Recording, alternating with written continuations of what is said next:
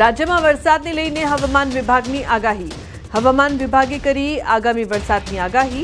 આગામી 7 દિવસ સામાન્યથી મધ્યમ વરસાદ રહેશે.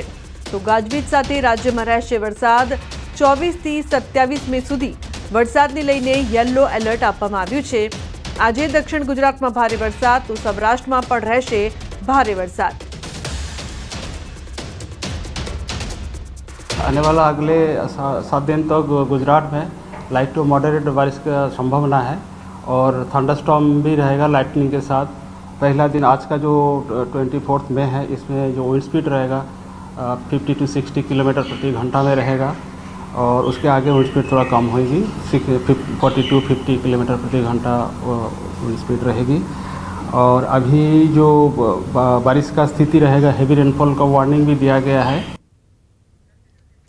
गुजरात में चौमासा ने लईने अनुमान हवामान विभागे आपी माहिती. गुजरात में 16 जून थी बेसी शके छे चौमासु. बदलाती परिस्थिति में तारीख में फेरफार पण थई शके छे. नॉर्मल हमारा गुजरात की नॉर्मल डेट है 16 जून है. अभी देखते हैं, मानसून तो अभी आगे बढ़ रहा है. टाइम के साथ हम अपडेट करेंगे टाइम टू टाइम. तो सौराष्ट्रना दरियाकांठे पवन साथे वरसादनी शक्यतानी वच्चे एलर्ट आपवामां आव्युं छे. जाफराबाद बंदर पर दरियामां આજથી કરંટ શરૂ થયો. દરિયામાં હાઈટાઈડ જેવી સ્થિતિની વચ્ચે 1 નંબરનું સિગ્નલ લગાવ્યું છે. માછીમારોને દરિયો ન ખેડવાની સૂચના મળી છે. જાફરાબાદ, શિયાળબેટ, પીપાવાવ પોર્ટ, ધારાબંદર દરિયામાં હાઈટાઈડ તકેદારીના ભાગરૂપે સિગ્નલ લગાવી લોકોને સાવચેત કર્યા. તો આગામી કલાકો બાદ દરિયો વધુ ગાંડોતુર બની શકે છે. સૌરાષ્ટ્રના દરિયાકાંઠે એલર્ટ આપવામાં આવ્યું છે. દરિયામાં હાઈટાઈડની વચ્ચે 1 નંબરનો સિગ્નલ લાગુ કરવામાં આવ્યો છે. તકેદારીના ભાગરૂપે સિગ્નલ લગાવવામાં આવ્યું છે. તો રાજ્યમાં પડેલા કમોસમી વરસાદના કારણે ખેડૂતોને ભારે નુકસાન થયું છે.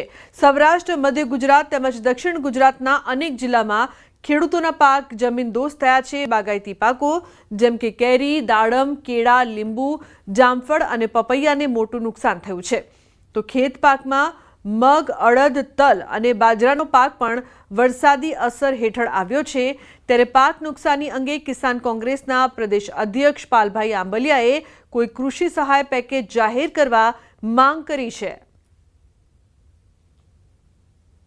કમોસમી વરસાદ અલગ અલગ ગુજરાતના વિસ્તારોમાં પડે જ છે, સતત પડે છે. કેરી હોય, દાડમ હોય, પપૈયા હોય, કેળ હોય, આ તમામ બાગાયતી પાકો, ડાંગર, બાજરો, મગ, તલ જેવા પાકોને, ખેતીના પાકોને ખૂબ મોટું નુકસાન છે. સેટેલાઇટ સિસ્ટમ તમારી ક્યાં ગઈ છે? એનાથી 24 કલાકમાં ચેક કરો કે ખેડૂતના ખેતરમાં રાયડો છે, ખેડૂતના ખેતરમાં તુવેરનું નુકસાન છે, ખેડૂતના ખેતરમાં આંબાનું નુકસાન છે, તલનું નુકસાન છે, કેળનું નુકસાન છે. ચેક કરો અને ખેડૂતોને તાત્કાલિક વળતર આપો. તો સુરેન્દ્રનગર જિલ્લામાં તાજેતરમાં વાવાઝોડા અને કમોસમી વરસાદના કારણે ખેડૂતોને આર્થિક ફટકો અને નુકસાન વેઠવાનો વારો આવ્યો છે. ખેડૂતોએ મહા મહેનતે તૈયાર કરેલ તલના પાકને મોટા પાયે નુકસાની થતાં કુદરતની આ કારમી થપાટ સામે જગતનો તાત લાચાર બન્યો છે. ચાલુ વર્ષે 33,000 હેક્ટર કરતાં વધુ જમીનમાં ઉનાળુ પાકનું વાવેતર કરવામાં આવ્યું હતું, જેમાં સૌથી વધુ 20,000 હેક્ટર જમીનમાં તલનું વાવેતર કર્યું હતું. પરંતુ તાજેતરમાં હવામાન વિભાગની આગાહી મુજબ ભારે પવન સાથે કમોસમી વરસાદ થતાં તલના પાકનો સોંત વળી ગયો. મોટા પાયે નુકસાન થતાં ખેડૂતો સરકાર પાસે સહાયની માંગ કરી રહ્યા છે.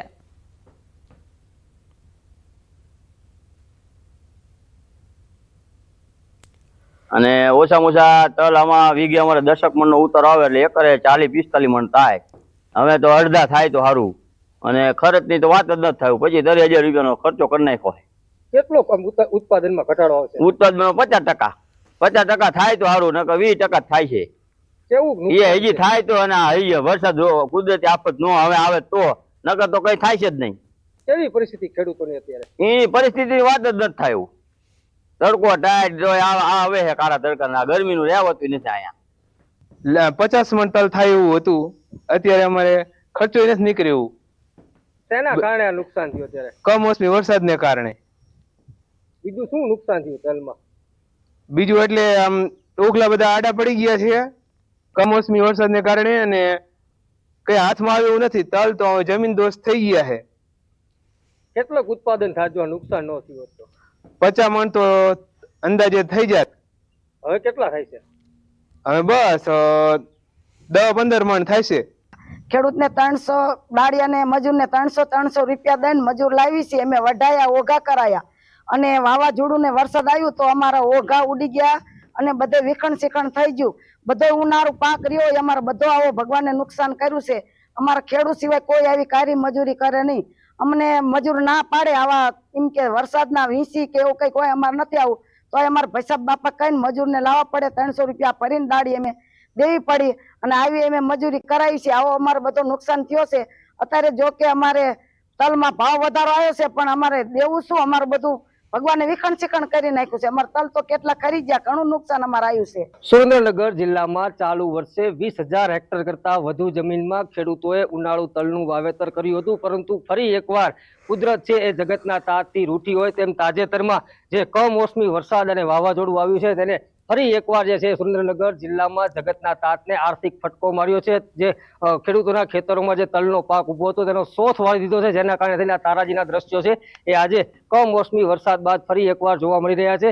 ખેડૂતોએ મહા મહેનતે તૈયાર કરેલ જે તલનો પાક છે તેમાં આડો પડી જતા તલનો જે પાક છે મોટા ભાગનો પાક છે ખરી ગયો છે, જેના કારણે એક તરફ ખેડૂતોને ઉત્પાદનમાં ઘટાડો આવી રહ્યો છે, બીજી તરફ ખેડૂતોને પૂરતા ભાવ નથી મળી રહ્યા. આમ ખેડૂતોને ડબલ આર્થિક ફટકો સહન કરવાનો વારો આવ્યો છે. ત્યારે ફરી એકવાર જગતનો તાત છે સરકાર પાસે આર્થિક સહાયની માંગ કરી રહ્યો છે. ત્યારે સરકાર છે આગામી સમયમાં આર્થિક સહાય આપશે કે કેમ તે જોવું રહ્યું. હાલ તો આજે કુદરતનો જે બેવડો માર છે જગતનો તાત ફરી એકવાર સહન કરી રહ્યો છે.